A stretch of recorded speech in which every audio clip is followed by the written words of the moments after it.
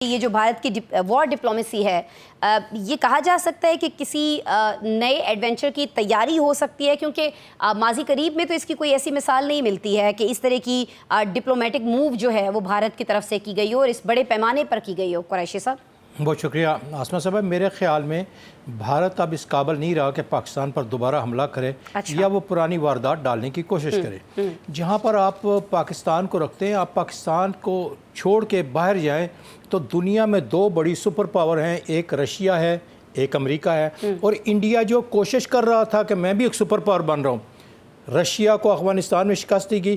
American کہتے ہیں کہ پاکستان نے افغانستان میں ہمیں شکست دی، اور 10 مئی کو پاکستان نے انڈیا کو شکست دی۔ 3 سپر پاور، 2 سپر پاور، تیسرا اس کا مدعی ہے، ان کو پاکستان شکست دے چکا ہے۔ اب اس کے بعد وہ کیا چاہتے ہیں؟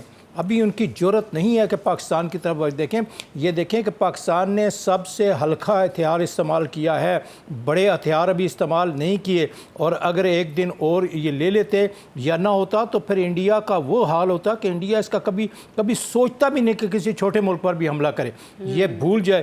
دیکھیں افواج پاکستان نے، ہماری ایئر فورس، نیوی کی اتنی طاقت کی کہ نیوی کی طرف انہوں نے جانے کی کوشش ہی نہیں کی، ہمت ہی نہیں ہوئی۔ اتنی طاقت تھی نیوی کی کہ وہ ایک ہفتے سے 300 کلومیٹر دور اپنے جہاز کو گھما رہے ہیں، اور پھر وہیں پہ روک دیا، انداز کر دیا کہ کہیں ہماری حرکت دیکھ کے پاکستان اسے تباہ نہ کرے۔ تو یہ انڈیا کا نیا کوئی انداز کا نیا طریقہ، ہر بار تاریخ بڑھا رہے ہیں کہ جی اب آج 15 کو ہوگا، 19 کو ہوگا۔ بھائی آپ نہیں کرو، ہم نے کب آپ کو کہا ہے؟ اب وہ پاکستان نہیں ہے، اور پاکستان کے خلاف دیکھنا یہ کوئی بھوٹان ہے، یہ کوئی سکم ہے، یہ کوئی لیبیا ہے، یہ کوئی سری لنکا ہے کہ آپ اس میں چڑھ دوڑو گے؟ عبدالودود قریشی صاحب، سر آپ یہ بتا دیجئے گا کہ پس پردہ رابطے ہو رہے ہیں، یہ ہو پائے گا نہیں ہو پائے گا، لیکن رابطے تو کہیں نہ کہیں یہ خبریں تو آ رہی ہیں سر، کیونکہ کہا یہ جا رہا ہے ناقدین کی طرف سے خاص طور پر کہ بشرا بی بی، عمران خان کی بہنیں، پی ٹی آئی کے مارچ سب ناکام رہا ہے، اس لیے اب تحریک انصاف کو یہ مذاکرات کرنا پڑ رہے ہیں۔ سر ہو رہا ہے ایسا، اور یہی وجہ ہے سر اس کے پیچھے؟ آسمہ اقبال صاحب دیکھیں، عمران خان کے ساتھ کوئی 4 اور 5 مرتبہ رابطہ کیا گیا ہے، وہ رابطہ ناکام ہو گیا۔ اسی طرح اس کی وجہ سے جو سرحد کے چیف منسٹر ہیں وہ بھی پھر تھوڑا پیچھے ہٹ گئے کہ وہ بعض چیزوں میں بات کر کے گئے، لیکن عمران خان اس بات کو مانا نہیں ہے۔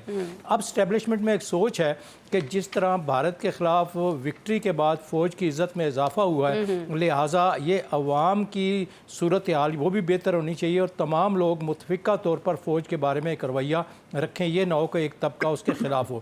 لیکن فارم 47 کے لوگ ہیں، وہ چاہتے ہیں کہ فوج کے درمیان اور پی ٹی آئی کے درمیان ایک کنکریٹ کی دیوار بنائی جائے۔ وہ نہیں سمجھتے کہ کنکریٹ کی دیوار مٹی کی دیوار ہوتی ہے، ایک بارش کے ساتھ وہ زمین کے ساتھ ہموار ہو جاتی ہے، اور پھر دوسری طرف والے لوگ جو ہیں ان کے لیے ایک کنکریٹ کی دیوار بن جاتی ہے۔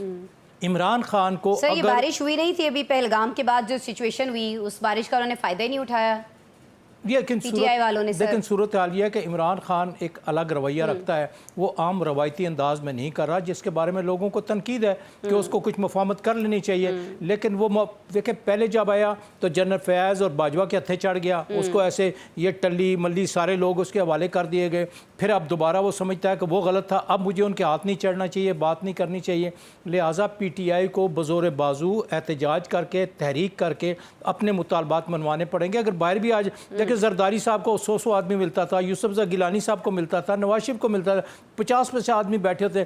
یہ اسٹیبلشمنٹ نہیں، موجودہ حکومت کے لوگ ان میں دراڑ پیدا کرنا چاہتے ہیں کہ ان کو ملنے نہ دو، تنگ کرو، ان کے گھروں میں ڈالے بھیجو، ڈالے تو پولیس کے جاتے ہیں، تاکہ اسٹیبلشمنٹ اور اس میں ایک دراڑ مزید پیدا ہو، نفرت پیدا ہو، جو قومی معاملات میں ٹھیک نہیں ہے۔ سیاسی معاملات سیاسی ٹیبل پر حل ہونے چاہیے۔ نون لیگ ظاہر ہے ایسا نہیں ہے کہ کچھ سارے پویتر ہیں، لیکن سیاسی معاملات سیاسی ٹیبل پر حل ہونے چاہیے، اس کو دشمنی میں نہیں بدلنا چاہیے، نفرت میں نہیں بدلنا چاہیے، اناع کا مسئلہ نہیں بنانا چاہیے۔ قریشی صاحب، سر آپ کی طرف آؤں گی۔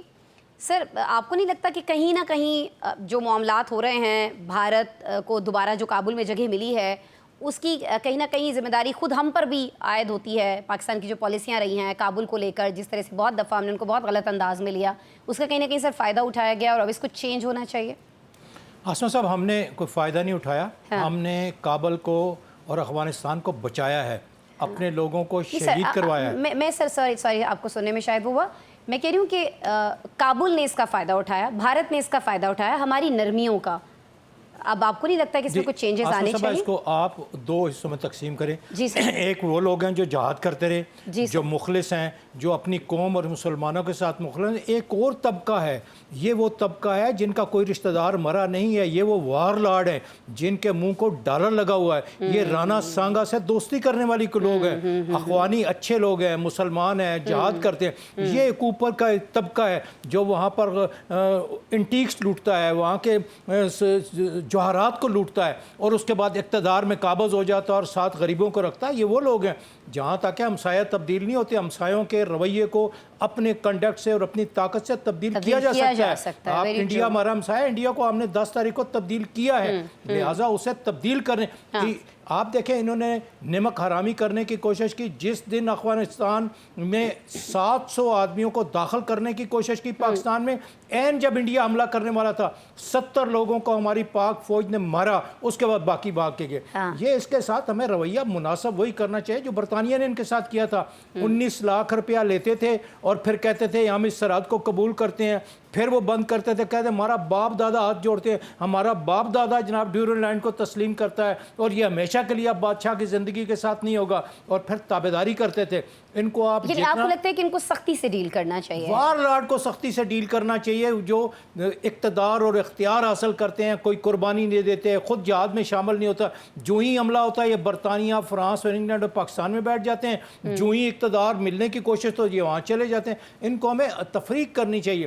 غریب آدمی جو ہے وہ الگ ہے، جہاد کرنے والا الگ ہے، اور یہ صاحب اقتدار اور اختیار لوٹ مار کرنے والی کمپنی ہے، اور ان کو دنیا میں کسی نے تسلیم نہیں کیا، بھارت نے تسلیم نہیں کیا، ہم کیوں تسلیم کریں؟ ٹھیک ہو گیا سر، ٹھیک ہو گیا۔